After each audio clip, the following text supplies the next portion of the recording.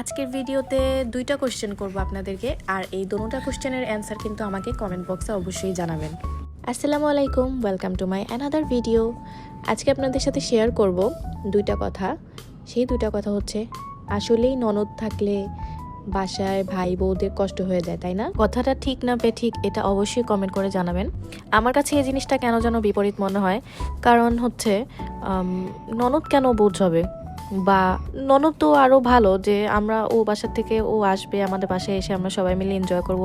বরঞ্চ আমাদের ননদের জামাইও খুবই ভালো, ও এই বাসার জামাই হিসেবে আমাদের সাথে খুবই ফ্রেন্ডলি কথা বলার থেকে স্টার্ট করে প্রত্যেকটা জিনিসে ও আমাদের হেল্প করে। আমরাও এই যে দেখেন ব্রাজিল সাপোর্টার হয়ে আর্জেন্টিনার পতাকা কালার করে দিচ্ছি, তাকে হেল্প করে দিচ্ছি, এটাই বা কয়জন করে বলেন তো?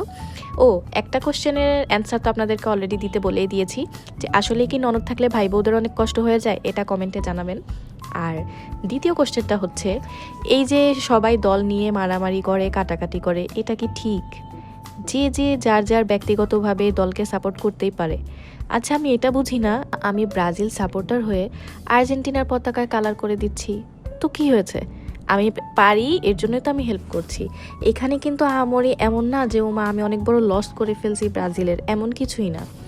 দেখেন তো কত সুন্দর লাগছে আমাদের সবাইকে। এই যে আমরা ব্রাজিল সাপোর্টার হয়েও তার খুশির জন্য আমরা সবাই পতাকা গায়ে দিয়ে আমরা তার মনের আশা পূরণ করে দিয়েছি, আর্জেন্টিনার পতাকা আমাদের গায়ে নিয়েছি। তো কি হয়েছে? আমরা খারাপ হয়ে গিয়েছি বা আমাদের যে আমরা দলটা সাপোর্ট করি সেটা হেরে গেল? এমন কিছুই না। আসলে এটা হচ্ছে যার যার ব্যক্তিগত চয়েস। এখানে আমরা একজন আরেকজনকে ডিম মারি, এটা করি সেটা করি, এটা আসলে ঠিক না।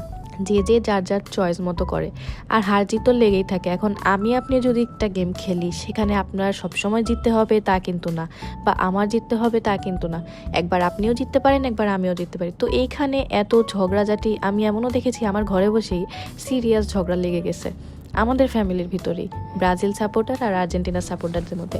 বাট কথা হচ্ছে, যাদের নিয়ে আমরা কথা বলছি তাদের কি কিছু আসে যায়? তারা কি দেখছে যে আমরা তাদের প্রতি এত ভক্ত হয়ে আমাদের নিজেদের মধ্যে ঝগড়া লাগিয়ে দিচ্ছি? তাদের কিন্তু কিছুই আসে যাচ্ছে না, তারা ঠিকই মিল আছে। সো এইসব ঝগড়াঝাটি না করে সবাই একসাথে হয়ে থাকাটাই ভালো। এই দেখেন কত সুন্দর লাগছে। হ্যাঁ, তবে সময়ের অভাবের কারণে আমি এটা আরেকটু মডিফাই করতে পারতাম, সময় ছিল না তাই করা হয়নি। কারণ আমি যদি এটা কালার করেও দেই, আঁকা শেষে এটা লাগিয়ে ফেললে দেখা গেছে তখন ওই রংটা না শুকানো অবস্থাতেই যখন ও এটা সাজাবে বা ঝোলাবে তখন পুরো পর্দাটাই কালারিং হয়ে যাবে। এর জন্য আর আমি এটাকে স্কিপ করে দিই, যেভাবে ছিল এভাবে এনাফ। অনেক সুন্দর হয়েছে।